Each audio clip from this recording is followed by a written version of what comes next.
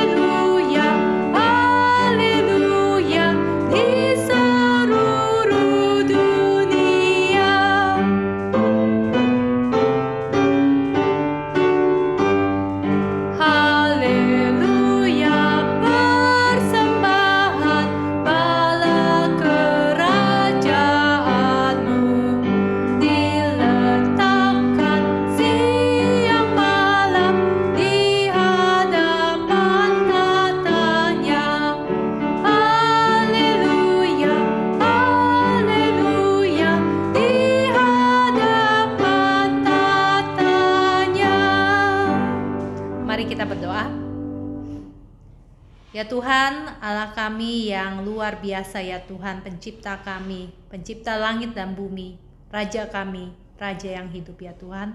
Kami memuji dan menyembah Engkau, karena Engkau adalah satu-satunya Allah yang benar. Ya Tuhan, kami mengucap syukur atas kesetiaan-Mu, atas kasih-Mu kepada kami, bahwa kami boleh datang ke hadapan-Mu, ya Tuhan, untuk beribadah. Tuhan, kami juga memohon pengampunan dosa, ya Tuhan, pada kami yang seringkali kami tidak berkenan di hadapan-Mu.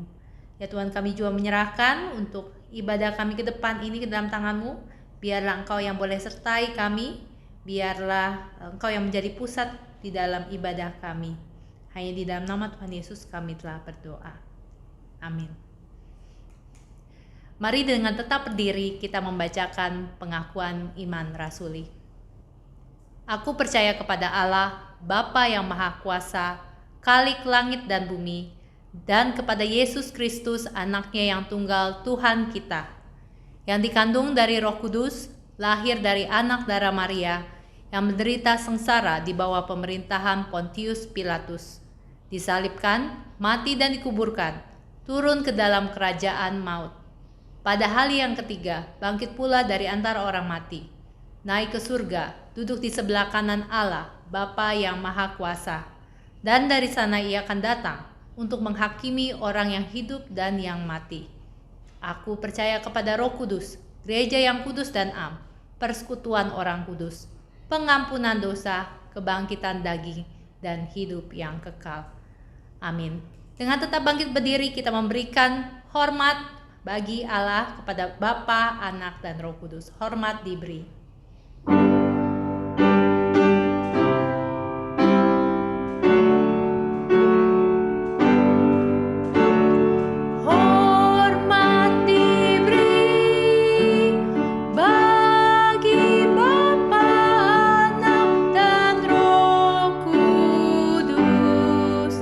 Dari mula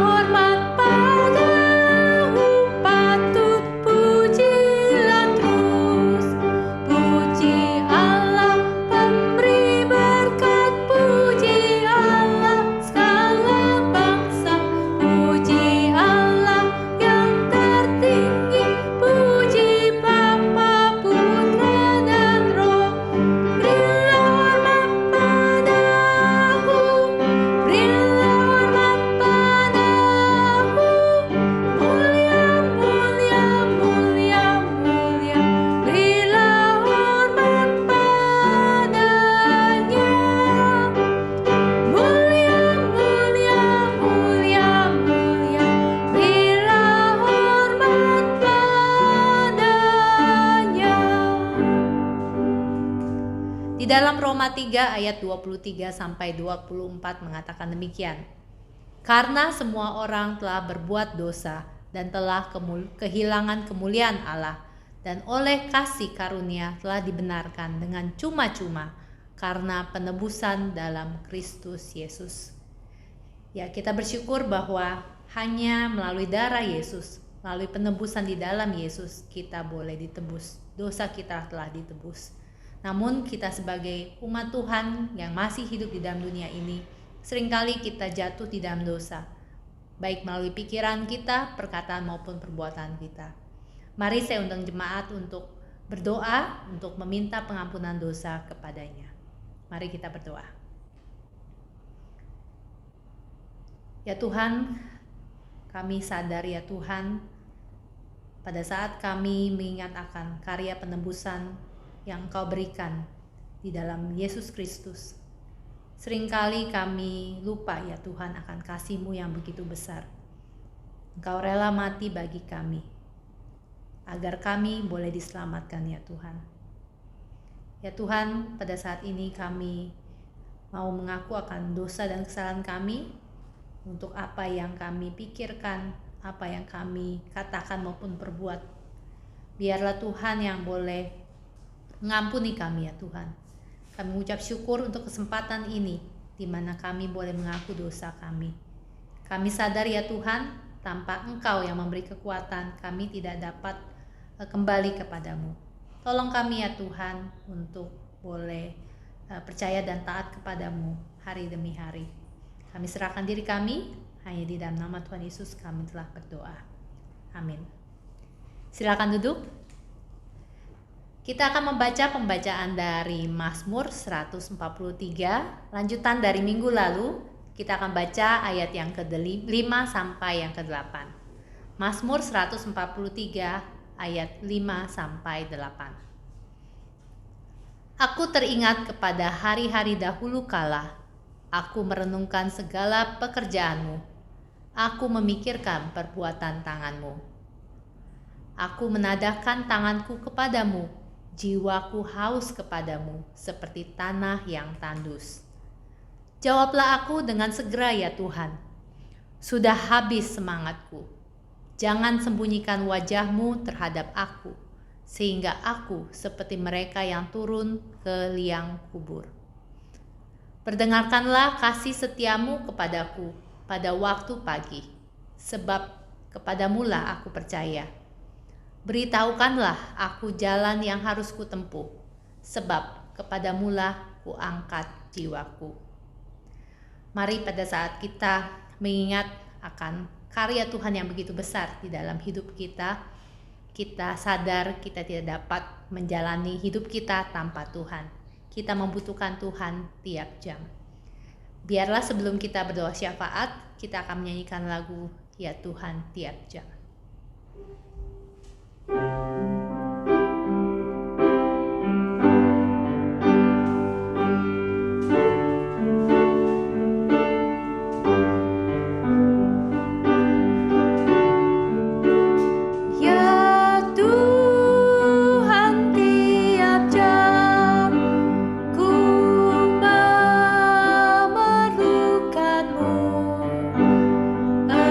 Engkaulah yang memberi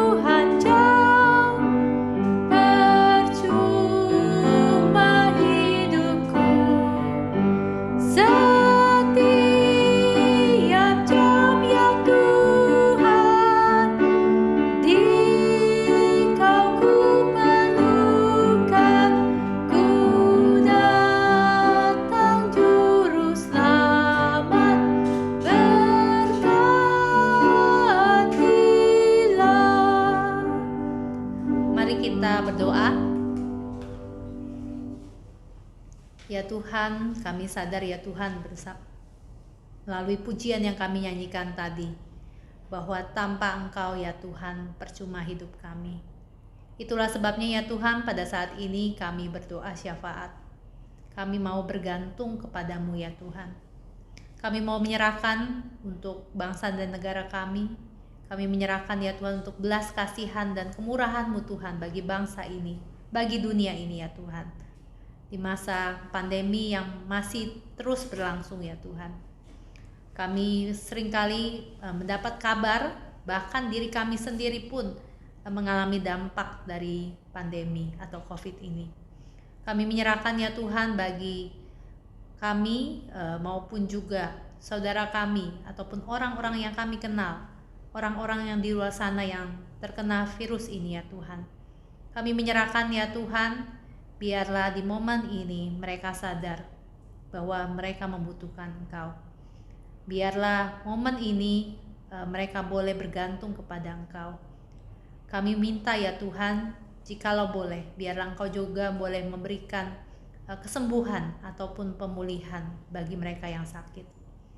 Tuhan yang memberikan mereka ketenangan jiwa ya Tuhan, pada saat mungkin mereka khawatir apa yang akan terjadi atas masa depan mereka. Kami menyerahkan ya Tuhan bagi setiap keluarga yang berduka ya Tuhan, karena kehilangan anggota keluarga yang meninggal.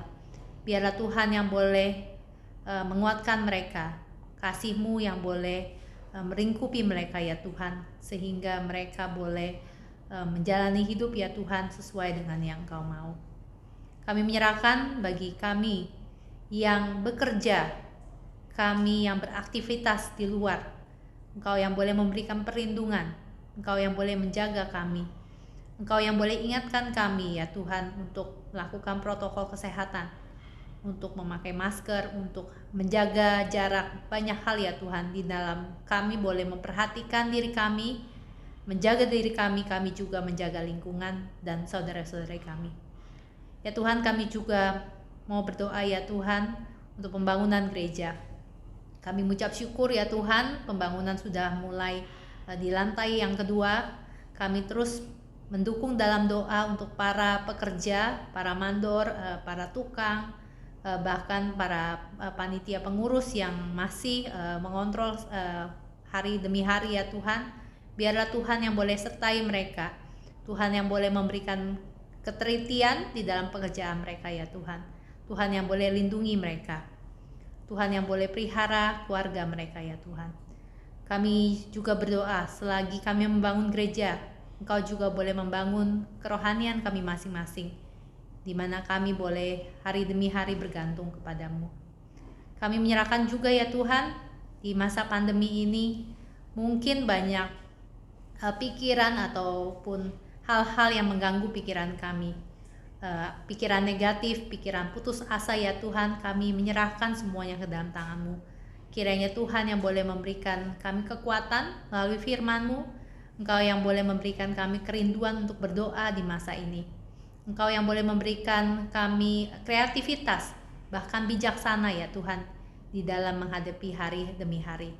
Kami menyerahkan untuk keluarga kami, Tuhan yang jaga, untuk suami istri, anak-anak, untuk keluarga besar ya Tuhan, Tuhan yang boleh pelihara dan jaga mereka. Kami serahkan ya Tuhan, semua pokok doa ini hanya ke dalam tangan-Mu. Hanya di dalam nama Tuhan Yesus kami telah berdoa. Amin. Di dalam Mazmur 25 ayat yang kelima dikatakan demikian. Bawalah aku berjalan dalam kebenaran-Mu dan ajarlah aku, sebab Engkaulah Allah yang menyelamatkan aku. Engkau ku nanti-nantikan sepanjang hari. Biarlah kita boleh memiliki hati yang sama seperti pemazmur ini untuk datang ke dalam kebenaran Tuhan. Di sana kita melihat bahwa firman Tuhan adalah firman yang hidup, firman Tuhan adalah firman yang ajaib. Kita nyanyikan lagu Ajaiblah Firman Hidup.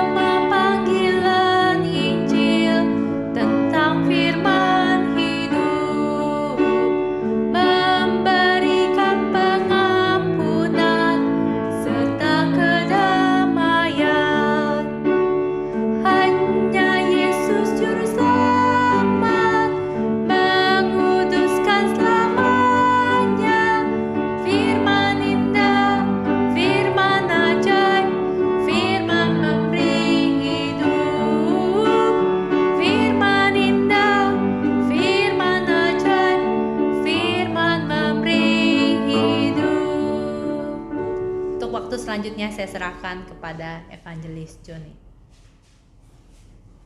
Selamat pagi saudara-saudara yang terkasih dalam Kristus. Senang sekali kita bersama-sama menikmati kembali ibadah pada pagi hari ini. Kiranya Tuhan selalu memberkati dan menyertai saudara-saudara sekalian.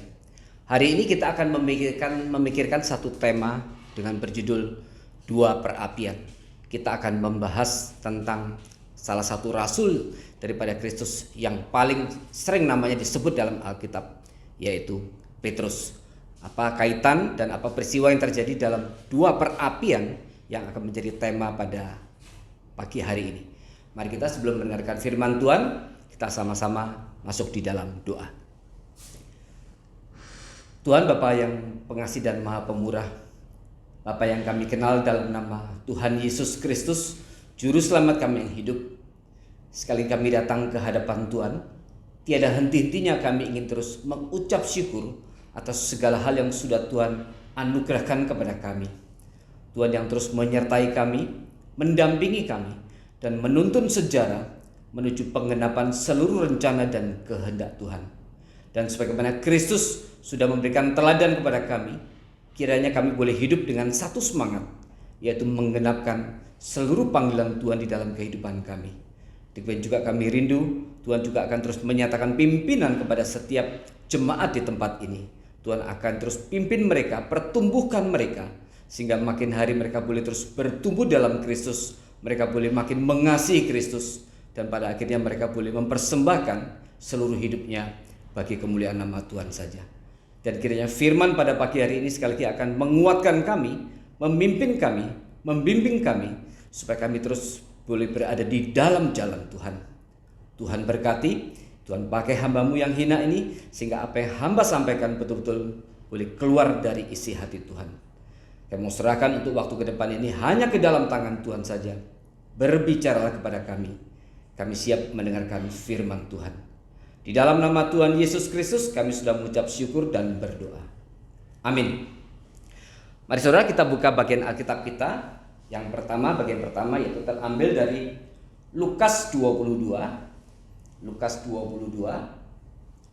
Kita akan baca dari ayat 54 ya. Saya akan bacakan buat saudara sekalian. Lukas 22 ayat 54 dan seterusnya. Ini perikop tentang penyangkalan Petrus. Saya bacakan buat saudara sekalian. Lukas 22 ayat 54. Petrus menyangkal Yesus. Lalu Yesus ditangkap dan dibawa dari tempat itu. Ia digiring ke rumah imam besar dan Petrus mengikut dari jauh. Di tengah-tengah halaman rumah itu, orang memasang api dan mereka duduk mengelilinginya. Petrus juga duduk di tengah-tengah mereka. Seorang hamba perempuan melihat dia duduk dekat api. Ia mengamat-amatinya lalu berkata, juga orang ini bersama-sama dengan dia. Bersama-sama dengan Kristus maksudnya. Tetapi Petrus menyangkal katanya, bukan, aku tidak kenal dia. Tidak berapa lama kemudian seorang lain melihat dia lalu berkata, engkau juga seorang dari mereka. Tetapi Petrus berkata, bukan, aku tidak. Dan kira-kira sejam kemudian seorang lain berkata dengan tegas, sungguh orang ini juga bersama-sama dengan dia, sebab ia juga orang Galilea. Tetapi Petrus berkata, bukan, aku tidak tahu apa yang engkau katakan. Seketika itu juga, sementara ia berkata, berkokoklah ayam. Lalu berpalinglah Tuhan memandang Petrus. Maka teringatlah Petrus bahwa Tuhan telah berkata kepadanya, sebelum ayam berkokok pada hari ini, engkau telah 3 kali menyangkal. Engkau telah 3 kali menyangkal aku. Lalu ia, Petrus, pergi keluar dan menangis dengan sedihnya. Saudara-saudara, bagian ini tentu kita semua sudah tahu. Ini adalah satu kisah yang mengikuti satu peristiwa setelah Yesus ditangkap di Taman Getsemani. Nah, sebelum saya akan membahas bagian ini, saya ingin membahas dulu, bercerita kepada saudara, kita kilas balik kembali kepada kehidupan daripada Petrus. Dari awal dia mengikut Yesus sampai pada peristiwa di dalam halaman bait Allah tadi. Nah, saudara, kalau kita membaca dari menggabungkan seluruh daripada catatan Injil, dan terutama di dalam Injil Yohanes, dicatat di situ Petrus adalah termasuk rasul yang pertama. Dia bersama dengan Andreas yang kemudian bertemu dengan Yesus. Petrus dan Andreas adalah murid daripada Yohanes Pembaptis. Dan pada saat itu Yohanes Pembaptis setelah membaptis Yesus, keesokan harinya kemudian Yohanes Pembaptis berkata kepada orang-orang waktu dia melihat Yesus, "Inilah anak domba Allah. Behold the Lamb." Dan kemudian Andreas ada di tempat itu. Kemudian dia mengikut Yesus, dan sebelum dia mengikut Yesus, di tengah jalan dia bertemu dengan Petrus. Dan kemudian dia bercerita, dan kemudian mereka berdua mengikuti Yesus. Dan kemudian Yesus berkata kepada mereka, apa yang kau lakukan? Dan kemudian mereka berdua, singkat cerita pada hari itu dikatakan setengah hari mereka berada di rumah Yesus, yaitu Petrus dan Andreas. Yang menarik adalah ketika kemudian Petrus mengikut Yesus saat itu, ya, dan kemudian Yesus kali pertama melihat Petrus, Yesus langsung berkata, "Engkau akan diberi nama Kefas," ya. Kefas dalam arti Petrus, karena Petrus tadinya namanya adalah Simon, ya. Simon atau Simeon. Simon atau Simeon ini berarti mendengar, ya. Dan kemudian Yesus berkata, "Engkau akan dinamakan Kefas," atau Petrus. Itu sebelum terjadi percakapan. Jadi waktu Yesus pertama kali melihat Petrus, Yesus langsung berkata, "Engkau akan diberi nama Kefas," atau Petrus, yang berarti batu karang yang teguh. Nah, saudara, setelah kemudian mereka berdua mendengarkan ke rumah Yesus, dan pasti di situ ada terjadi percakapan dan terjadi pengajaran di situ. Maka kemudian keesokan harinya Yesus datang menemui mereka di mana? Di tempat mereka kerja, yaitu di Galilea, di danau itu. Dan kemudian singkat cerita terjadilah peristiwa di mana Yesus hari itu membuat mujizat. Mereka seharian tidak mendapatkan ikan, dan kemudian Yesus berkata, "Tebarkanlah jala di sana," dan kemudian mereka mendapatkan ikan begitu banyak, ya, begitu banyak, sehingga kemudian Petrus menyaksikan itu. Dia tahu ini bukan orang biasa. Maka kemudian dia datang kepada Yesus dan kemudian berlutut berkata, "Aku orang berdosa, aku tidak layak mengikut engkau." Seakan-akan Petrus berkata, tinggalkan kami karena aku adalah orang berdosa." Tetapi Yesus kemudian berkata kepada Petrus, "Ikutlah aku akan menjadikan engkau sebagai penjala manusia." Maka kemudian Andreas dan Petrus adalah dua orang pertama yang dipanggil oleh Yesus. Ya, dipanggil oleh Yesus. Dan kemudian kita tahu kisah-kisah berikutnya. Petrus adalah orang yang sangat menonjol di antara ke-12 rasul. Dan sekali lagi, di antara semua rasul, nama rasul yang paling disebut dalam Alkitab adalah Petrus. Dan kita melihat bagaimana Alkitab menyajikan, ya, karakter daripada Petrus. Digambarkan, ya, Petrus adalah seorang yang apa adanya, ya.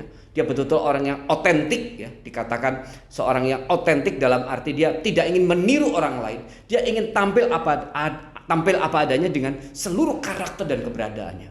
Dia bukan orang yang tipe cari muka, tipe orang yang jaga image, tidak. Dia akan ngomong apa saja yang ada di dalam pikirannya. Dia tipe orang yang langsung, tipe orang yang spontan, dan digambarkan dengan profesi sebagai seorang nelayan, ya. Di Galilea itu adalah tempat orang-orang yang kasar, karena nelayan hari itu dianggap sebagai pekerjaan yang kasar, dan umumnya mereka tidak berpendidikan tinggi. Dan Alkitab kurang lebih 2 kali mencatat bahwa para rasul dari Galilea ini adalah orang-orang yang berpendidikan rendah. Dan kemudian sebagai nelayan mereka pasti perlu fisik yang kuat, ya, dan mereka rata-rata dari segi tata bahasa segala mereka adalah orang-orang yang kasar karena mereka pekerja kasar. Jadi sama sekali ini bukan sebenarnya seorang murid yang betul diimpi-impikan oleh seorang guru yang sangat besar. Umumnya seorang guru yang sangat besar, seperti juga yang terjadi pada saat itu, mereka akan mencari murid-murid yang terbaik. Dan pada waktu itu sebenarnya tradisinya adalah murid yang mencari guru. Mereka akan mencari guru yang terbaik, ya. Hari itu misalnya ada nama Gamaliel, ya. Itu maha guru besar sekali dari Yahudi. Tetapi kali ini Yesus yang datang kepada mereka. Dan Yesus tidak datang ke sekolah-sekolah daripada Gamaliel, tapi dia datang ke Danau Galilea, tempat orang-orang berpendidikan rendah, pekerja kasar, yang bahasa sehari-hari pun adalah bahasa kasar. Itulah kurang lebih dari gambaran seorang Petrus. Tapi yang menarik adalah Alkitab menggambarkan dia sebagai seorang yang otentik. Seorang yang otentik dalam arti betul-betul dia karakternya, sifatnya, segala hal itu betul-betul adalah keasli daripada sesuatu yang muncul dari dalam dirinya. Dan kemudian kita lihat Alkitab mencatat banyak peristiwa bagaimana Petrus sangat menonjol. Misalnya kemudian setelah Yesus memanggil mereka menjadi murid pertama, Alkitab mencatat ada kisah di mana kemudian Yesus menyembuhkan mertua Petrus. Artinya ini gambaran yang sangat jelas Petrus pasti sudah menikah. Dan kemudian di dalam perjalanan melayani Yesus itu ada beberapa peristiwa yang sangat-sangat penting untuk juga kemudian kita ingat dan menjadi catatan di mana nama Petrus dihadirkan di dalam perikop-perikop tersebut. Misalnya waktu Yesus memberitahukan tentang kemuliaan dia, transfigurasi di atas gunung itu. Waktu Yesus kemudian bercakap-cakap dengan Elia, dengan Musa, di situ Petrus hadir. Petrus, Yohanes dan Yakobus, 3 murid terdekat. Ini merupakan 3 murid inti, 3 murid lingkaran dalam daripada Kristus. Dan kemudian Petruslah yang berkata kepada Yesus, "Guru, aku akan mendirikan 3 kemah buat engkau. 1 buat engkau, 1 buat Elia, dan 1 buat Musa." Ini kelihatan Petrus itu orang yang spontan. Dan kemudian di dalam peristiwa lain, waktu Yesus bertanya, "Kata orang aku ini. Tapi menurut engkau, siapakah aku ini?" Dan kemudian Allah yang kemudian memberikan anugerah pencerahan kepada Petrus, sehingga kemudian Petrus berkata, "Engkau adalah Mesias, anak Allah yang hidup." Dan itu diberikan kepada Petrus. Dan setelah Yesus berkata, "Berbahagialah engkau Simon, karena bukan engkau yang mengatakannya, tetapi Allah yang sudah menganugerahkan kepadamu, Allah yang memberitahukannya kepadamu." Dan kemudian dikatakan Yesus berkata, kunci kerajaan surga seakan kemudian diserahkan kepada dia.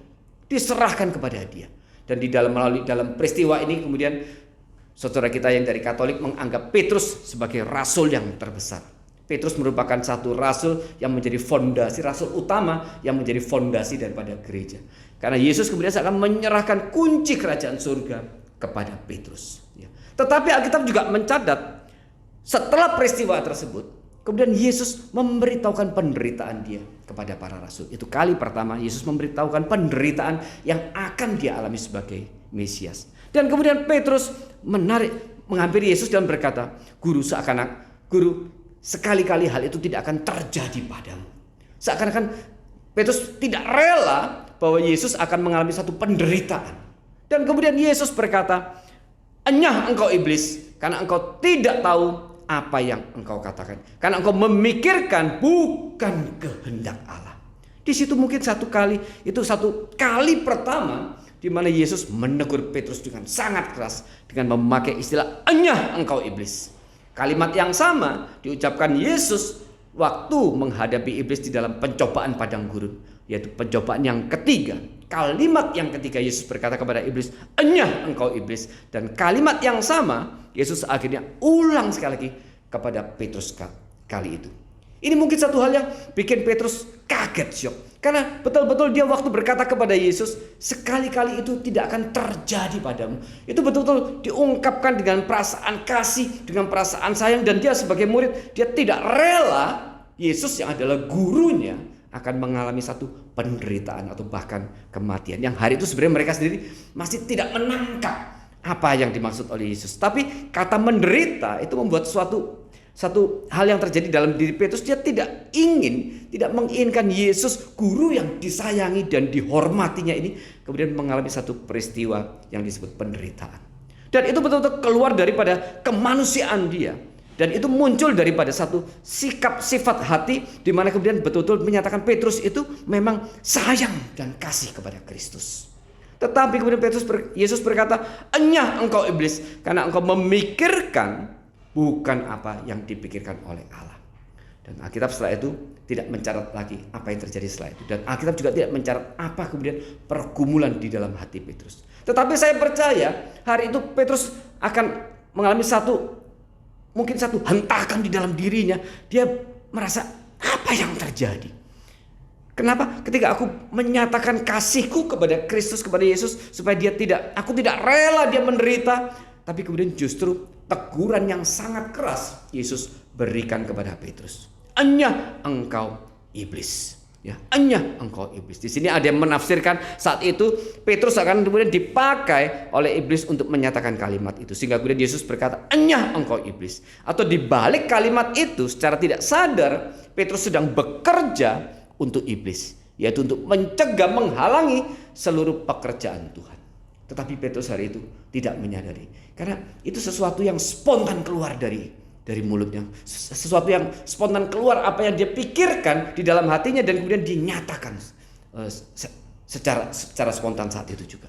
Saudara, ini kali pertama di mana mungkin Petrus kemudian ada satu tanda tanya di dalam hatinya, yaitu bagaimana apa yang sebenarnya yang akan dikerjakan oleh Yesus ini. Kenapa ketika aku menyatakan kasihku justru akhirnya aku ditegur dengan sangat keras. Dan kemudian kita kembali kepada kisah-kisah berikutnya di mana Petrus kemudian mendapatkan satu tempat yang istimewa di dalam pelayanan Yesus, karena dia dikatakan sebagai salah satu daripada 3 murid inti. Dan kemudian saudara, kita akan kembali kepada perikop tadi. Nah, perikop yang kita baca tadi di mana Petrus menyangkal Yesus, ya. Di situ dikisahkan setelah Yesus ditangkap di Getsemani, ya, dan kemudian Yesus dibawa oleh pasukan daripada para imam kepala ke halaman bait Allah. Dan kemudian hari itu peristiwa itu sangat menakutkan dan suasana sangat menyeramkan. Di Injil Markus dikatakan saking menyeramkan suasana hari itu, ada seorang muda yang hari itu hanya memakai pakaian dan kemudian saking takutnya kemudian dia lari, dikejar oleh pasukan daripada imam-imam bait Allah itu, dan kemudian pemuda ini lari dengan telanjang karena bajunya itu menghalangi dia lari, dan kemudian dia lepas bajunya, dia lari untuk meloloskan diri. Dan banyak penafsir mengatakan itu adalah Markus sendiri. Markus hari itu yang masih sangat muda, karena itu hanya dicatat di dalam Injil Markus. Maka peristiwa Getsemani ini peristiwa yang luar biasa, yang kali pertama di mana para rasul menghadapi satu situasi yang sangat mencekam.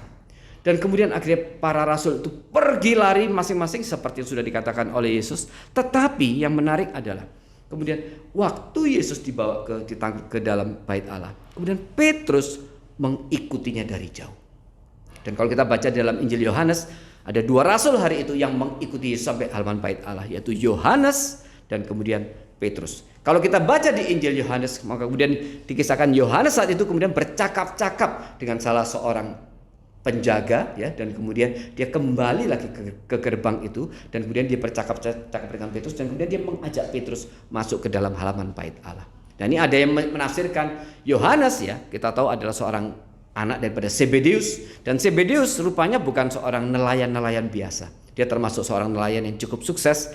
Dan kemudian David Powson mengatakan karena perdagangan ikan yang ditangkap oleh Zebedeus itu cukup banyak, dan kemudian ada perdagangan di mana Zebedeus menjual ikan-ikan itu ke Yerusalem, sehingga Yohanes yang anaknya sering kali mewakili mengurus transaksi perdagangan itu. Dan kemudian Yohanes sudah banyak kenal dengan orang-orang di dalam bait Allah, sehingga itu dikatakan bahwa Yohanes akhirnya bercakap-cakap dengan seorang mungkin penjaga atau pejabat dari bait Allah, karena dia sudah dikenal di situ. Dan kemudian dia kembali keluar untuk mengajak Petrus masuk ke dalam. Nah saudara, yang dilakukan 2 orang ini, Yohanes dan Petrus, dan khususnya Petrus, karena Yohanes sudah relatif dikenal oleh orang-orang di bait Allah. Tapi yang dilakukan oleh Petrus hari itu sebenarnya satu resiko. Kenapa? Dia sangat mungkin kemudian akan ditangkap dan disesah juga. Tapi Petrus mengikuti Yesus, dikatakan meskipun dari jauh. Ketika para rasul yang lain pergi menyelamatkan dirinya masing-masing, Petrus tetap mengikut Yesus. Dan kemudian terjadilah peristiwa itu, di mana di tengah-tengah di sekitar perapian itu, karena hari itu masih pagi, ya, karena di peristiwa di Taman Getsemani itu dikatakan mungkin masih sangat pagi, sangat subuh, karena para prajurit yang menangkap Yesus mengatakan ini kami tidak tahu orang itu yang mana, sehingga Yudas kemudian mengatakan nanti orang yang aku peluk aku cium dialah. Dan itu suasana pasti sangat gelap, ya, pasti sangat gelap. Dan hari itu masih sangat gelap, sehingga kemudian suasana hari itu masih begitu dingin, sehingga kemudian orang menyalakan perapian. Nah saudara, inilah perapian pertama, di mana istilah perapian ini saya ambil sebagai tema daripada khotbah ini. Di dalam peristiwa perapian pertama ini, dan kemudian Petrus berdiri di dekat perapian itu. Dan ketika kemudian dia berdiri, maka kemudian seorang perempuan, hamba perempuan berkata, bukankah engkau adalah pengikut dia juga? Kemudian Petrus menyangkal, tidak, bukan, aku tidak kenal dia. Dan itu kemudian diulang-ulang sampai 3 kali. Dan kemudian ketika ketiga kalinya Petrus menyangkal Yesus, maka kemudian berkokoklah ayam. Kemudian dia langsung teringat, dan kemudian tadi yang sudah kita baca di Lukas 22 dikatakan kemudian Yesus memandang Petrus. Yesus memandang Petrus. Dan kemudian mungkin tatapan Yesus hari itu beradu dengan tatapan Petrus, dan Petrus melihat, dan kemudian ini satu tatapan Yesus yang mungkin seumur hidupnya akhirnya setelah peristiwa itu tidak pernah dia bisa lupakan. Waktu kemudian dengan keras, dengan lantangnya dia berkata, "Tidak, aku tidak mengenal dia." Sungguh, dan dikatakan di Injil lain dia bersumpah, bahkan dengan ucapan semacam kutukan, dia seakan-akan berkata, "Aku betul-betul tidak mengenal dia." Dan pasti itu diucapkan dengan lantang. Dan sehingga Yesus yang ada sedang diadili oleh orang-orang di seberang sana, Yesus kemudian dikatakan melihat Petrus, dan dia memandang Petrus. Dan hari itu setelah dia melihat pandangan itu, kemudian dia lari, dan kemudian dikatakan Petrus menangis terseduh-seduh. Saudara, saya membayangkan hari-hari setelah itu yang dilalui oleh Petrus adalah hari-hari mungkin yang paling mencekam di dalam seluruh hidupnya. Hari di mana dia merasa hancur, dia merasa begitu tidak layak. Kalau tadi waktu panggilan pertama dia mengatakan, "Aku tidak layak, aku orang berdosa." Kali ini dia betul-betul akan merasa hatinya betul-betul hancur, karena kemudian dia mengingat perkataan-perkataan yang sudah pernah dia ucapkan. Waktu dia mengucapkan di dalam peristiwa, di dalam perjamuan, Yesus mengingatkan kepada para rasul, "Gembala akan ditangkap dan kalian akan tercerai-berai." Dan kemudian Petrus berkata, "Tuhan, meskipun mereka," ya, para rasul yang lain menyangkal, "aku tidak akan menyangkal." Saudara, mari kita lihat di mana ayatnya. Di Matius 26. Kita lihat di Matius 26. Ini menjadi bagian yang penting yang akan kita bahas nanti. Matius 26 ayat 30, ya. Saya akan bacakan buat saudara sekalian. Ini setelah penatapan perjamuan malam. Perikopnya berjudul Petrus akan menyangkal Yesus. Sesudah menyanyikan nyanyian pujian, pergilah Yesus dan murid-muridnya ke Bukit Zaitun. Maka berkatalah Yesus kepada mereka, "Malam ini kamu semua akan tergoncang imanmu karena aku. Sebab ada tertulis, aku akan membunuh gembala dan kawanan domba akan tercerai-berai. Akan tetapi sesudah aku bangkit, aku akan mendahului kamu ke Galilea." Petrus menjawabnya, "Biarpun mereka semua tergoncang imannya karena engkau, aku sekali-kali tidak." Petrus berkata, biarpun mereka semua, siapa mereka semua? Rasul-rasul yang lain, ya, tergoncang imannya karena engkau, aku sekali-kali tidak. Itu yang dikatakan Petrus. Yesus berkata kepadanya, "Aku berkata kepadamu, sesungguhnya malam ini sebelum ayam berkokok, engkau telah menyangkal aku 3 kali." Kata Petrus kepadanya, "Sekalipun aku harus mati bersama-sama engkau, aku tak akan menyangkal engkau."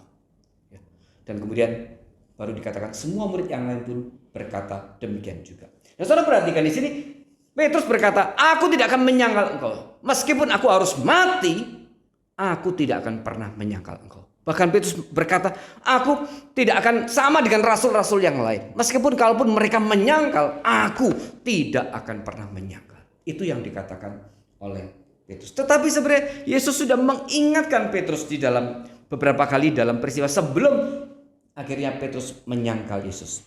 Di mana pertama kali Yesus mengingatkan Petrus, kita lihat di ayat setelahnya. Ya. Kita akan baca di Matius 26 tadi itu.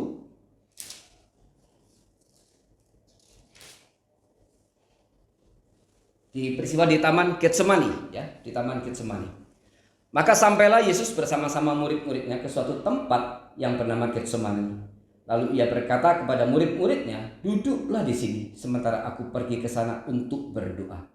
Dan ia membawa Petrus dan kedua anak Zebedius sertanya. Petrus, Yohanes dan Yakobus. Saudara perhatikan ya, nama Petrus dicatat, tetapi 2 anak Zebedius tidak tulis namanya. Hanya dikatakan 2 anak Zebedius. Nama Petrus tapi tetap dicatat. Maka mulailah Yesus merasa sedih dan gentar. Lalu katanya kepada mereka, "Hatiku sangat sedih, seperti mau mati rasanya. Tinggallah di sini dan berjaga-jagalah dengan aku." Maka ia maju sedikit, lalu sujud dan berdoa. Katanya, "Ya Bapakku, jikalau sekiranya mungkin, biarlah cawan ini lalu daripadaku. Tetapi janganlah seperti yang ku kehendaki, melainkan seperti yang Engkau kehendaki." Setelah itu ia kembali kepada murid-muridnya itu dan mendapati mereka sedang tidur, dan ia berkata kepada Petrus, ya, berkata kepada Petrus, apa yang dikatakan? "Tidakkah kamu sanggup berjaga-jaga 1 jam dengan aku? Berjaga-jagalah dan berdoalah supaya kamu jangan jatuh ke dalam cobaan. Roh memang penurut, tetapi daging lemah." Soalnya menarik di bagian ini, Yesus berkata kepada Petrus, padahal di situ ada 3 orang yang lainnya, ya, ada Yohanes dan ada juga Yakobus. Tapi Yesus berkata kepada Petrus, "Berdoalah, berjaga-jagalah supaya engkau jangan jatuh di dalam pencobaan." Ini Yesus mengingatkan Petrus, setelah ini kau akan dicobai, supaya engkau jangan jatuh, engkau berdoalah, berdoa. Nah, ini menarik saudara. Yesus memang sudah menetapkan, sudah mengatakan bahwa Petrus akan menyangkal. Tetapi Yesus tetap minta Petrus untuk berdoa dan berjaga-jagalah supaya engkau jangan jatuh dalam pencobaan. Roh memang penurut, tetapi daging adalah lemah. Saudara, di dalam Getsemani sebenarnya ini kali kedua Yesus mengingatkan Petrus. Kali pertama di mana? Mari kita lihat di Lukas 22. Di Lukas 22, ya. Saya akan bacakan ayat 31. Ini percakapan terjadi pada waktu di perjamuan malam, ya. Yesus berkata kepada Petrus, "Simon, Simon, lihat, iblis telah menuntut untuk menampi kamu seperti gandum. Tetapi aku telah berdoa untuk engkau supaya imanmu jangan gugur. Dan engkau, jikalau engkau sudah insaf, kuatkanlah saudara-saudaramu." Jawab Petrus, "Tuhan, aku bersedia masuk penjara dan mati bersama-sama dengan engkau." Ya. Tetapi Yesus berkata kepada Petrus, "Hari ini ayam tidak akan berkokok sebelum engkau 3 kali menyangkal bahwa engkau mengenal aku." Jadi waktu Yesus mengatakan dia akan mati, kemudian Petrus berkata, "Aku tidak akan menyangkal engkau." Dan kemudian Yesus berkata, "Hai Simon." Simon dia sebut dengan nama Simon, bukan Petrus. "Simon, Simon, lihat iblis telah menuntut untuk menampi kamu seperti gandum. Tetapi aku telah berdoa untuk engkau supaya imanmu jangan gugur." Ya, di sini Yesus kali pertama mengingatkan Petrus, "Aku sudah berdoa untuk engkau." Dan kemudian kali kedua di Taman Getsemani. Nah, saudara, kenapa Petrus akhirnya setelah diingatkan tetap akhirnya dia jatuh? Karena kita lihat 2 kali Petrus diingatkan oleh Yesus, Petrus tidak meresponi dengan benar. Waktu kali pertama di malam perjamuan itu Yesus mengingatkan Petrus, "Simon, Simon, lihat iblis sudah menampi engkau seperti gandum." Tetapi dia tidak dengarkan kata Yesus. Dia berkata, "Aku pun mati pun rela demimu." Nah, saudara, kita lihat ini Petrus betul-betul orang yang spontan dan dia berpikir bahwa kasih dia kepada Yesus itu sudah cukup untuk dia bisa rela apapun, lakukan apapun untuk Yesus. Ya, di sini dia tidak mengerti harga bayar yang dituntut oleh Yesus menjadi pengikut Yesus. Dia tidak mengerti itu, tapi dia dengan spontan saja dia mengatakan, "Aku bahkan rela mati untuk engkau." Dan kemudian kali kedua waktu di Taman Getsemani, Yesus mengingatkan Petrus. Di situ dikatakan Petrus sudah tertidur.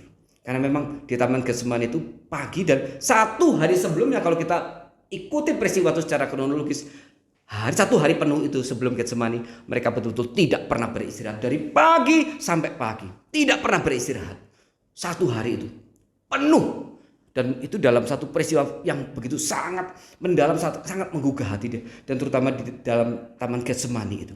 Sehingga kemudian waktu mereka tertidur, sebenarnya secara manusia ini satu hal yang wajar, yang logis kita pahami. Karena mereka begitu lelah, begitu capek. Setelah seharian dari pagi, dari subuh itu mereka melayani. Dan kemudian tapi hari itu di Taman Getsemani Yesus berkata, "Tahanlah, ayo berdoalah, berjagalah supaya engkau jangan jatuh dalam pencobaan." Tetapi 2 kali peringatan Yesus itu Petrus tidak responi dengan benar. Dan itu akhirnya menjadi alasan kenapa akhirnya Petrus menyangkal Yesus. Saudara, penyangkalan terjadi di mana? Di depan perapian yang pertama. Dan kemudian dikatakan kemudian Yesus memandang Petrus. Nanti di bagian akhir kita akan bahas bagian ini. Nah, sekarang kita lompat. Setelah kemudian Yesus akhirnya ditangkap, mati, dan kemudian dia bangkit. Dan kemudian dia akhirnya naik ke surga. Kita lihat di dalam catatan daripada Injil bagaimana Petrus menjadi rasul yang sangat antusias untuk bertemu dengan Yesus. Waktu dikatakan Yesus bangkit, dia bersama dengan Yohanes adalah dua rasul pertama yang lari menuju ke kuburan itu. Setelah Maria Magdalena bertemu dengan Yesus dan kemudian Maria Magdalena melaporkan kepada para rasul, kubur Yesus sudah kosong, guru sudah tidak ada. Maka Petrus dengan Yohanes kemudian lari dan kemudian dikatakan Yohanes sampai lebih dahulu. Karena Yohanes lebih muda, Petrus lebih tua.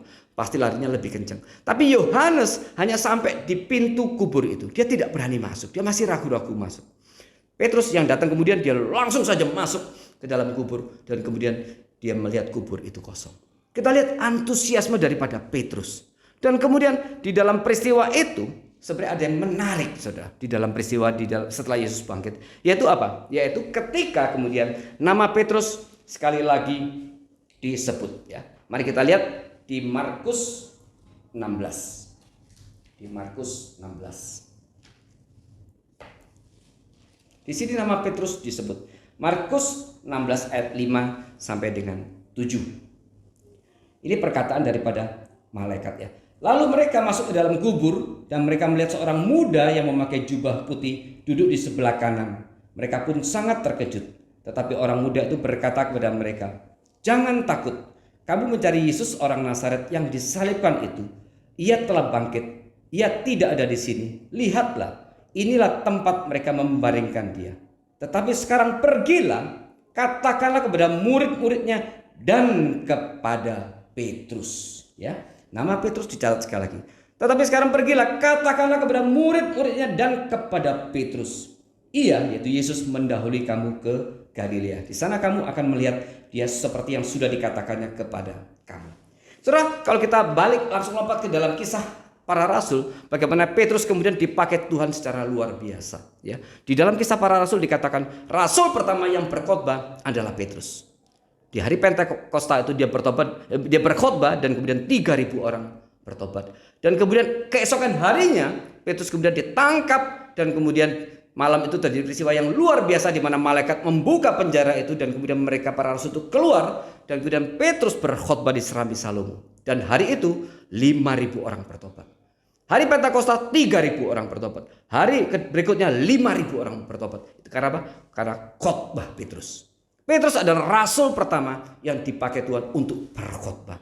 Dan di dalam khusus di dalam Pentakosta itu 3.000 orang bertobat. Ini seakan-akan Alkitab mensejajarkan dia dengan Musa. Karena kita mengingat di dalam Pentakosta, di dalam perjanjian lama, yaitu ketika hukum itu diberikan di atas gunung Sinai. Dan kemudian Musa menerima hukum Sinai itu. Tapi kemudian dibawa Harun dengan Israel membuat lembu emas. Dan kemudian hari itu Musa turun marah. Dan kemudian hari itu dikatakan Allah kemudian membunuh 3.000 orang.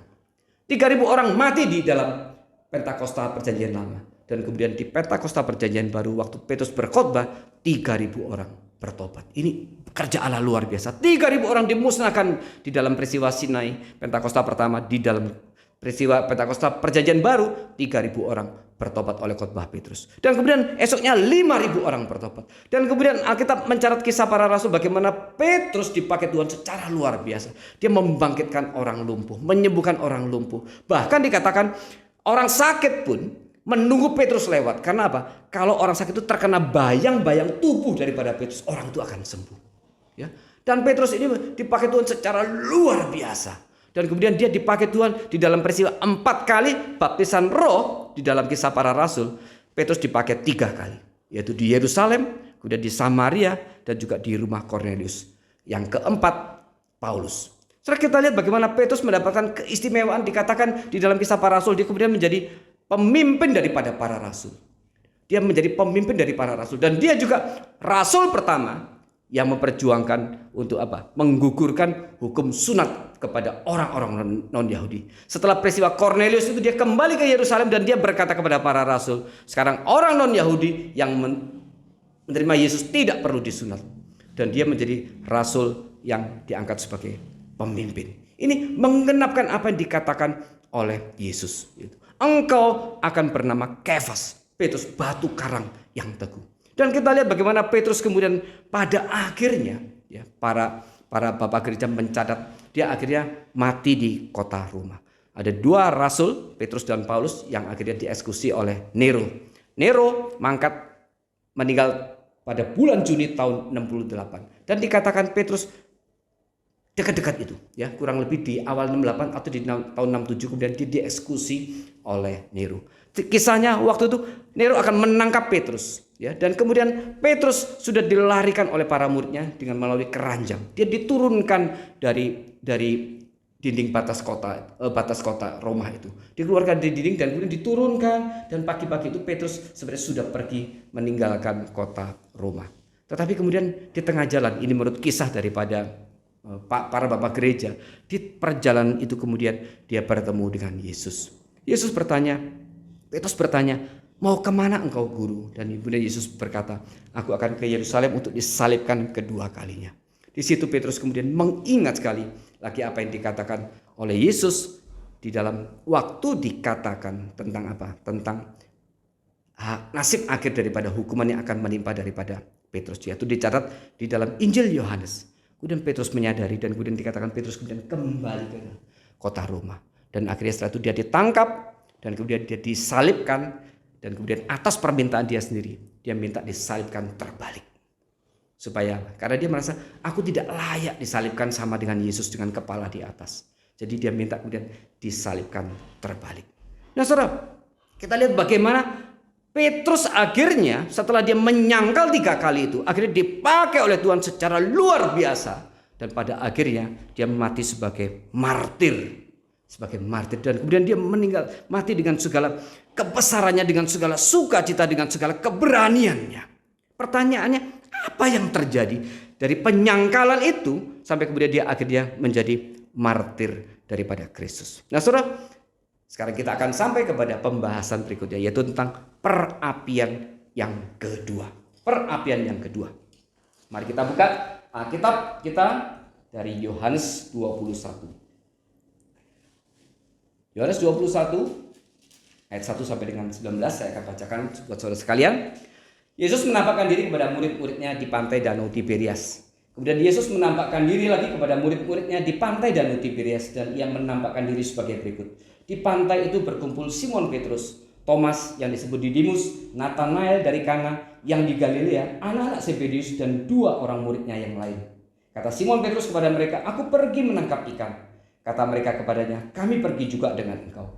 Mereka berangkat lalu naik ke perahu. Tetapi malam itu mereka tidak menangkap apa-apa. Perikop ini adalah kisah setelah Yesus bangkit. Setelah Yesus menampakkan diri kepada para rasul di Yerusalem. Dan kemudian para rasul akhirnya kembali ke rumah masing-masing. Dan Petrus kembali juga ke Galilea bersama dengan rasul-rasul yang lain. Ayat 4. Ketika hari mulai siang, Yesus berdiri di pantai. Akan tetapi murid-murid itu tidak tahu bahwa itu adalah Yesus. Kata Yesus kepada mereka, hai anak-anak, adakah kamu mempunyai lauk pauk? Jawab mereka, tidak ada. Maka kata Yesus kepada mereka, tebarkan jalamu di sebelah kanan perahu, maka kamu akan beroleh. Lalu mereka menebarkannya dan mereka tidak dapat menariknya lagi karena banyaknya ikan. Maka murid yang dikasih Yesus itu, yaitu Yohanes, ya, berkata kepada Petrus, itu Tuhan.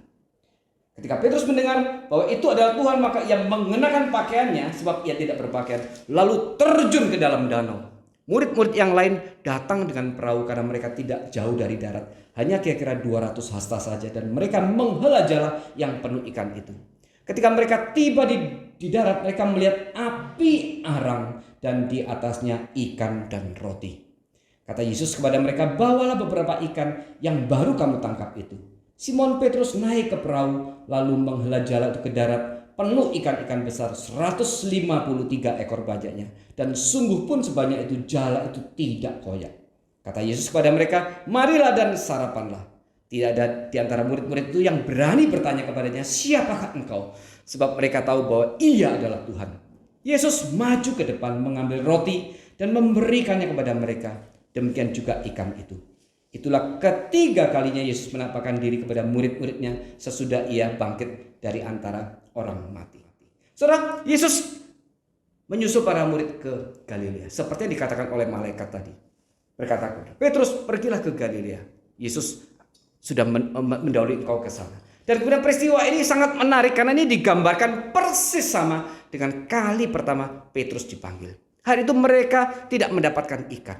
Kali ini juga mereka tidak mendapatkan ikan. Dan kemudian Yesus berkata, tebarkan jalamu di sebelah sana. Dan mereka kemudian menebarkan dan mereka mendapatkan ikan begitu banyak. Di tempat yang sama, di dalam peristiwa yang sama, di mana Petrus pertama kali dipanggil oleh Yesus.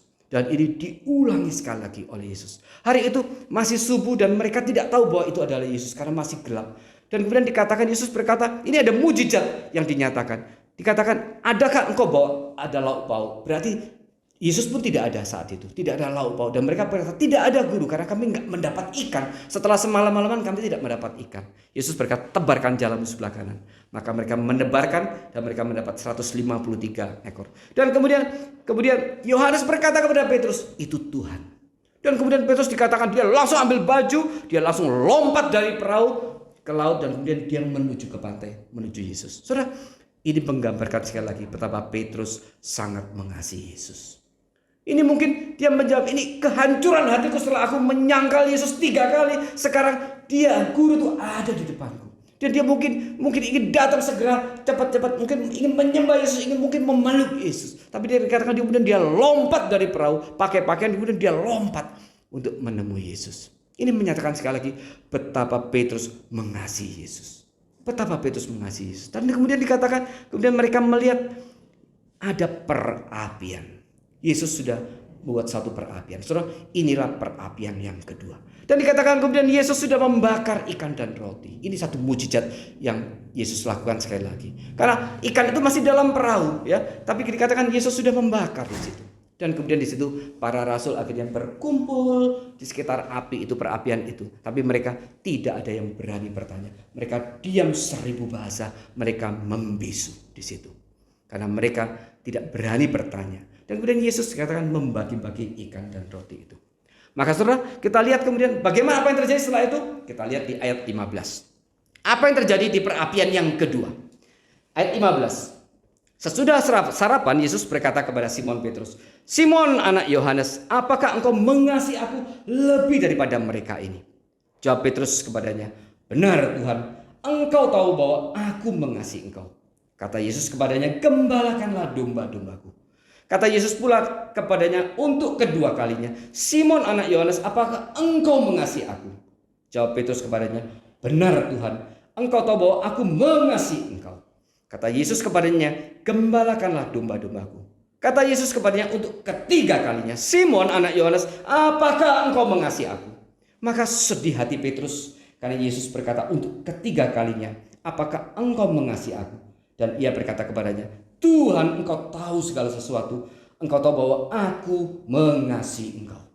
Kata Yesus kepadanya, gembalakanlah domba-dombaku. Kemudian dikatakan ayat 16, aku berkata kepadamu sesungguhnya ketika engkau masih muda, engkau mengikat pinggangmu sendiri dan engkau berjalan kemana saja kau kehendaki. Tapi jika kau sudah menjadi tua, engkau akan mengulurkan tanganmu dan orang lain akan mengikat engkau dan membawa engkau ke tempat yang tidak kau kehendaki. Dan hal ini dikatakannya untuk menyatakan bagaimana Petrus akan mati dan memuliakan Allah. Setelah di depan perapian yang kedua ini, kemudian Yesus memulihkan Petrus. Dia bertanya, kalimat pertanyaan pertama adalah, apakah engkau mengasihi aku lebih daripada mereka ini? Yesus mengulang sekali lagi statement daripada Petrus waktu di perjamuan akhir. Petrus berkata, meskipun mereka, yaitu para rasul lain, tergoncang imannya, aku tidak akan tergoncang. Saat itu Petrus merasa dia akan bisa mengasihi Yesus lebih baik daripada para rasul yang lain. Dan kemudian kalimat yang sama Yesus ulangi, apakah engkau mengasihi aku lebih daripada mereka? Tapi kali ini setelah Petrus bertobat, Petrus tidak berani lagi menjawab dengan membandingkan dirinya dengan rasul yang lain. Dia hanya mengatakan, Guru, Tuhan, engkau tahu bahwa aku mengasihi engkau. Dan 3 kali Petrus berkata yang sama. Petrus tidak berkata, aku mengasihi engkau lebih daripada mereka. Di sini kita lihat ada pertobatan daripada Petrus. Dan di sini menggambarkan bagaimana kegagalan Petrus waktu menyangkal Yesus adalah karena dia terlalu mengandalkan kekuatannya sendiri. Waktu dia mengandalkan kekuatannya sendiri untuk mengasihi Yesus, di situ dia gagal. Di situ dia gagal. Dan kenapa kemudian di kisah para rasul Petrus akhirnya dipakai Tuhan secara luar biasa? Karena setelah itu mereka setelah menerima Roh Kudus di hari Pentakosta, mereka menerima Roh Kudus dan kemudian Allah memakai Petrus secara luar biasa. Ini mengajarkan kepada kita waktu kita melayani Tuhan, kita tidak bisa mengandalkan kekuatan sendiri. Mari terus bersandar kepada Tuhan. Dan Roh Kudus yang sudah curahkan kepada kita terus harus bersandar kepada Dia, taat dan tunduk pada pimpinannya, dan selalu mengandalkan, mohon pimpinan daripada kekuatan Roh Kudus. Itulah yang Yesus ajarkan. Dan kemudian di dalam perapian yang kedua ini, kemudian Yesus tidak hanya kemudian memulihkan Petrus. Di sini kita lihat saudara, waktu Yesus berkata, gembalakanlah domba-dombaku. Gembalakanlah domba-dombaku 3 kali.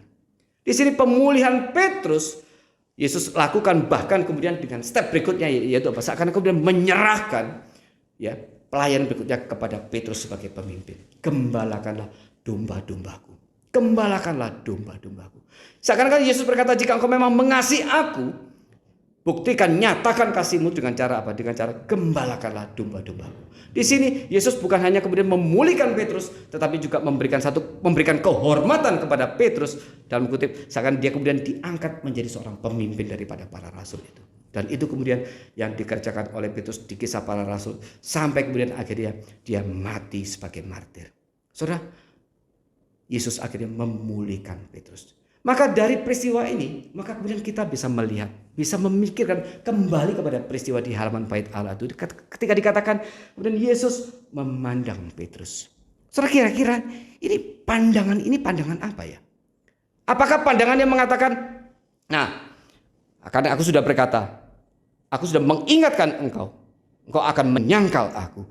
Dan kemudian seakan-akan kemudian Yesus menghakimi Petrus. Ataukah itu pandangan yang kemudian pandangan seorang ayah kepada anaknya, pandangan yang penuh kasih, pandangan yang kemudian dia seakan-akan kalau waktunya itu adalah memungkinkan, mungkin dia akan datang kepada Petrus dan dia akan peluk Petrus di dalam keadaan dia waktu itu sangat lemah. Saudara perhatikan, saat itu Yesus sedang diadili. Ada satu penghakiman, ada satu tuduhan-tuduhan yang diberikan kepada Yesus oleh orang-orang, oleh imam-imam di bait Allah itu. Dan kemudian Yesus terus dicecar dengan berbagai pertanyaan, dengan berbagai tuduhan yang menyudutkan dia. Tetapi dikatakan Yesus kemudian memandang kepada Petrus. Berarti Yesus waktu di hadapan imam bait Allah, dia tetap hatinya memikirkan Petrus, murid yang dikasihinya.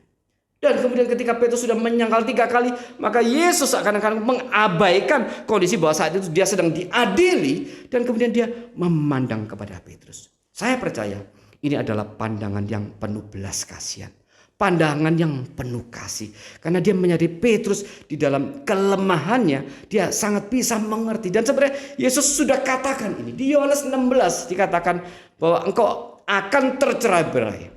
Tetapi aku katakan hari ini kepadamu supaya engkau tetap boleh menerima damai sejahtera. Dalam arti apa? Yesus berkata engkau akan tercerai-berai dan mungkin Petrus akan menyangkal aku. Tetapi aku bisa mengerti. Aku bisa memahami kenapa engkau menyangkal aku. Dan aku tidak akan menjatuhkan engkau. Aku tidak akan menghukum engkau. Aku tidak akan membuang engkau. Tetapi aku akan memulihkan engkau. Dan aku akan membangkitkan engkau. Karena dia dikatakan tadi di Lukas 22, dan Petrus, Simon, jika engkau sudah insaf, aku akan menemuimu di Galilea dan engkau akan menggembalakan domba-dombaku. Yesus waktu memandang Petrus itu pandangan yang penuh belas kasihan, pandangan seorang bapa kepada anaknya waktu anaknya sedang di dalam kehancuran yang luar biasa, ketika anaknya dalam kepedihan yang luar biasa. Jika mungkin hari itu, mungkin saat itu, jika momen itu tepat, mungkin Yesus akan datang kepada Petrus dan dia akan peluk Petrus. Saudara, inilah pandangan Yesus kepada Petrus. Saudara, kita lihat ada 2 perapian. Perapian pertama, Petrus menyangkal Yesus 3 kali. Di situ dia hatinya hancur berkeping-keping. Tetapi Yesus adalah gembala yang penuh dengan kasih. Dia akan terus menyertai kita dengan segala kelembutan, dengan segala kesetiaan, dengan segala kesabarannya. Maka kemudian di depan perapian yang kedua itu kemudian Yesus memulihkan Petrus. Yesus kemudian mengembalikan lagi Petrus ke dalam apa? Sekarang engkau adalah tetap sebagai rasul. Dan Yesus tidak membuang Petrus. Maka kemudian ketika Yesus mengembalikan posisi Petrus, memulihkan Petrus, seakan-akan kemudian mengokohkan kembali status kerasulannya.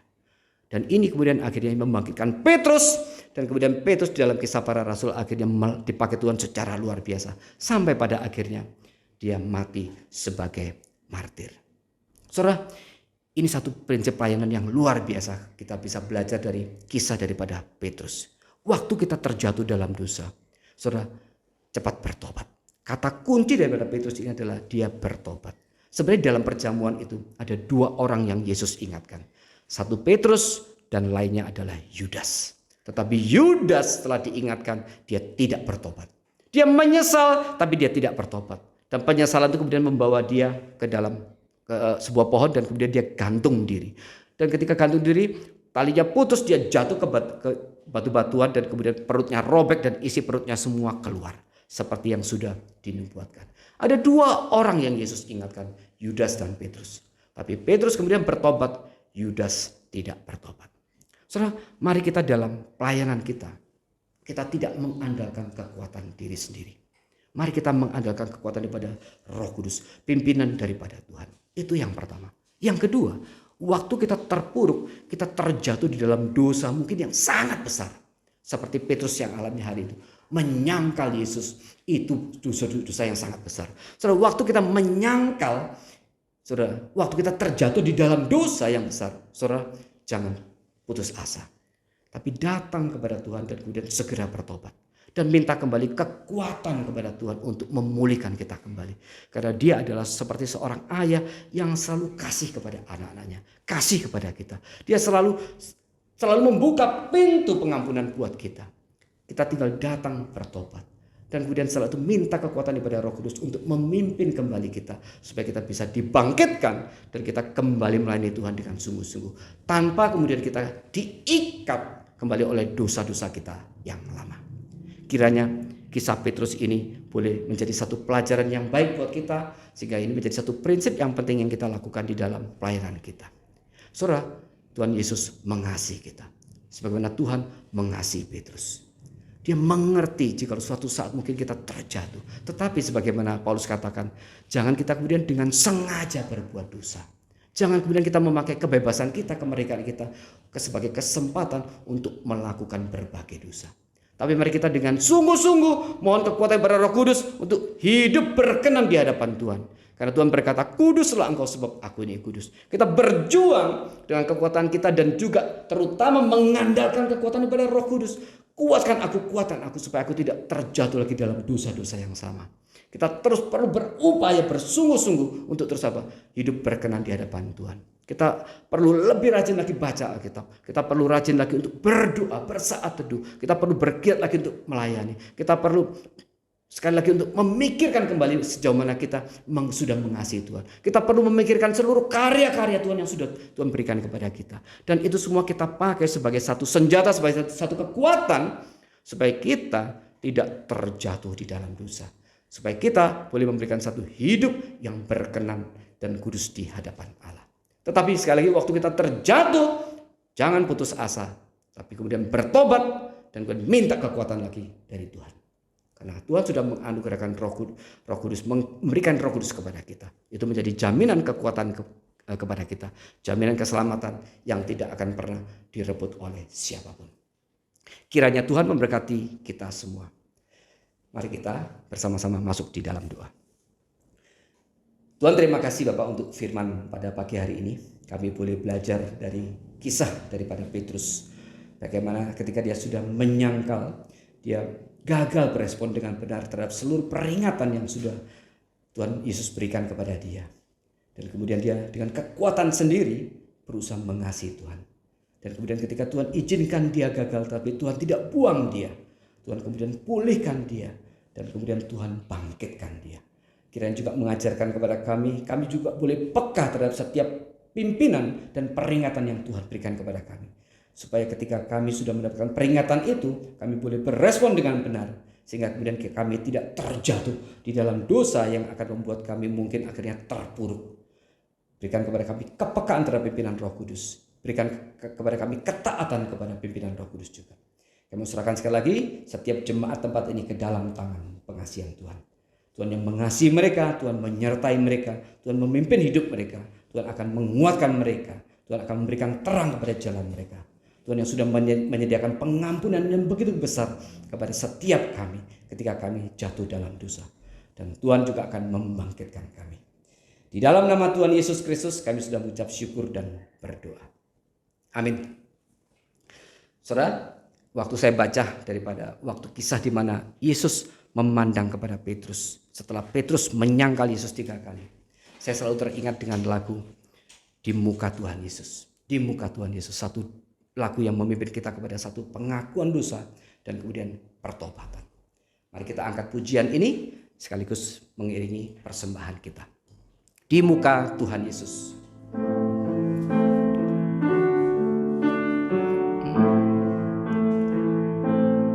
Di muka Tuhan Yesus, betapa hina diriku, ku bawa dosa-dosaku di muka Tuhan Yesus.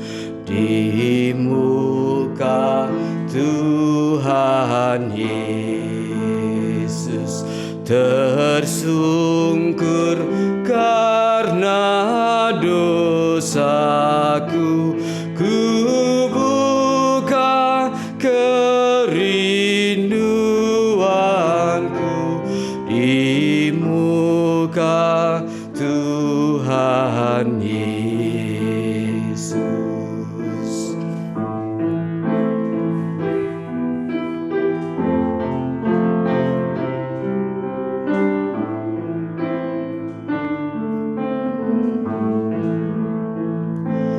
Di muka Tuhan Yesus, ku insaf akan salahku, bertobat kini hatiku di muka Tuhan Yesus. Sekali lagi bait yang ketiga.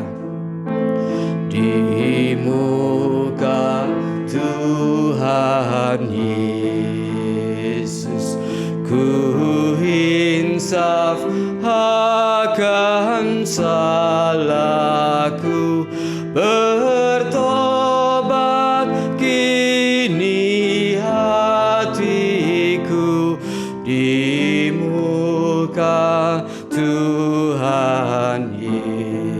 Musik tetap memainkan, saya akan pimpin di dalam doa. Tuhan, pujian ini boleh mengawali pengakuan dosa kami ke hadapan Tuhan. Terlalu banyak kesalahan dan dosa yang sudah kami lakukan kepada Tuhan. Sebagaimana Petrus berkata, aku mengasihi Engkau, aku rela mati demi Engkau. Tetapi sebenarnya seringkali sebagaimana Petrus saat itu, kami tidak mengerti ucapan yang kami ucapkan kepada Tuhan. Kami seringkali tidak memahami harga bayar daripada kami harus mengikut Tuhan. Jikalau kami hidup di dalam negara yang masih penuh damai dan kami merasa tidak ada penyesalan, tidak ada penganiayaan yang kami alami, sehingga kemungkinan itu akan jauh dari kami alami. Kami tidak akan disesah, kami tidak akan dianiaya karena iman kami. Tetapi Tuhan, Alkitab kirim mengingatkan kepada kami sekali lagi bahwa segala hal akan mungkin terjadi dalam kehidupan kami. Pertanyaannya, ketika kami menghadapi situasi yang sama, apakah kami siap bahkan harus mati rela memberikan nyawa kami kepada Tuhan? Kita firman dan pujian ini sekali lagi mengingatkan kepada kami bahwa Tuhan menuntut cinta kasih yang sempurna dari kami yang kami harus berikan kepada Tuhan. Sebagai Tuhan berkata kepada Petrus, apakah engkau agape kepada aku? Tuhan menuntut kami pun agape kepada Tuhan, menuntut cinta yang sejati, kasih yang sejati, kasih yang melebihi apapun yang kami miliki, kasih yang akan membuat kami rela dengan sukacita menjadi martir-martir Tuhan jika situasinya itu memungkinkan bagi kami. Terima kasih Tuhan, terima kasih. Sekali mau serahkan setiap jemaat tempat ini dalam tangan Tuhan. Ampuni dosa kami, ampuni dosa kami. Dan kami bersyukur jikalau pada saat ini Tuhan memberikan kesempatan kepada kami untuk menyatakan sekali bagian daripada kasih yang mungkin yang terkecil yang kami bisa berikan kepada Tuhan, yaitu dengan memberikan sedikit persembahan daripada berkat yang sudah Tuhan berikan kepada kami. Kami mau kembalikan lagi kepada Tuhan. Kiranya Tuhan menerima dengan segala sukacita. Kami juga ingin memberikan hidup kami, kasih kami yang agape hanya kepada Tuhan saja. Di dalam nama Tuhan Yesus Kristus kami sudah mengucap syukur dan berdoa. Amin. Mari saudara, kita akhiri ibadah pada pagi hari ini. Kita angkat pujian pengutusan, yaitu Hill of Calvary.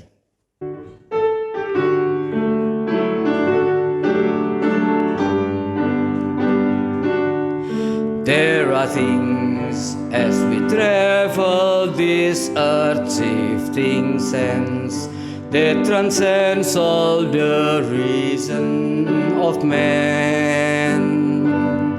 But the things that matter the most in this world, they can never be held in our hand. I believe in the hill called Mount Calvary. I believe whatever the cost, and when time has surrendered and earth is no more, I'll still cling to that whole rugged cross. I believe that the Christ who was slain on that cross has the power to change lives today. For he changed me completely, a new life is mine. That it's why by the cross I will stay. I believe in the hill called Mount Calvary. I believe whatever the cost, and when time has surrendered and earth is no more, I'll still cling to the old rugged cross. Interlude.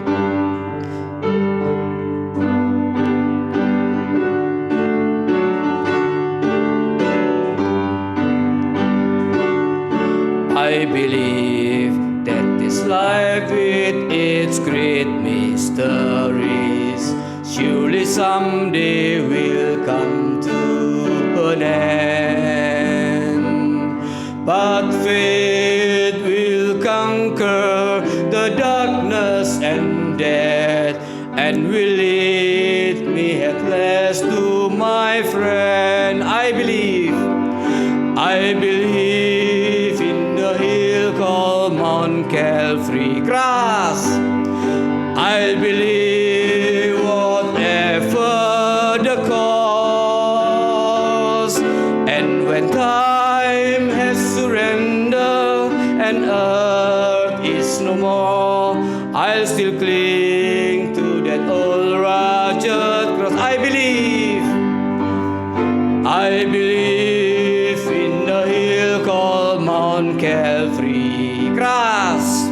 I believe whatever the cost, and when time has surrendered and earth is no more, I'll still cling to that old rugged cross. I'll still cling to that rugged cross. I'll still cling to that old rugged cross. Apapun yang terjadi, kita tidak akan pernah mengingkari salib Kristus. Saudara, siapkan hatimu untuk doa berkat. Sidang jemaat yang dikasihi Tuhan, terimalah sekali lagi berkat dan anugerah dari Allah Bapa, Allah Anak dan Allah Kudus. Allah Tritunggal yang senantiasa menyertai kita. Allah yang sudah menyelamatkan kita, memelihara kita, dan akan menuntun, memelihara iman kita sampai kita nanti bertemu dengan Tuhan muka dengan muka. Kiranya turun atas kita sekali lagi hari ini berkat dari Allah Bapa, Allah Anak dan Allah Roh Kudus, menyertai kita sampai selama-lamanya. Amin. Doksologi. Puji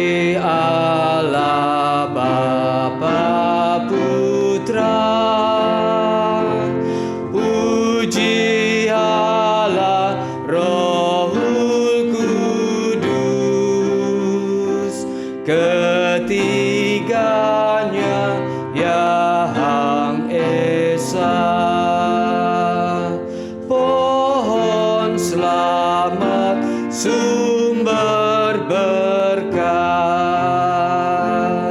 Amin.